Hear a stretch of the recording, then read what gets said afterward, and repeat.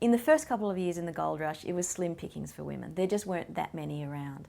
But very soon, by 1853, there was an exodus of women from Melbourne and from Europe and from America to the goldfields. And commentators at the time noted this, that there were so many women on the goldfields, particularly in contrast to the Californian gold rushes where there were so few women. Women were playing a variety of roles. They were actually digging for gold, both in family groups, so helping out their husbands, but also on their own. There is evidence that there were women who just came there to mine.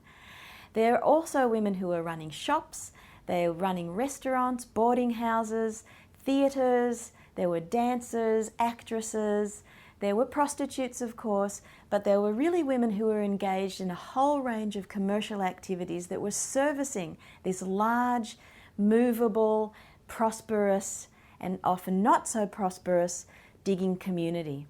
And women were supplementing family incomes. So for all of those times where men weren't finding gold, and for most of the time they weren't, women were the ones who were actually supplementing the income.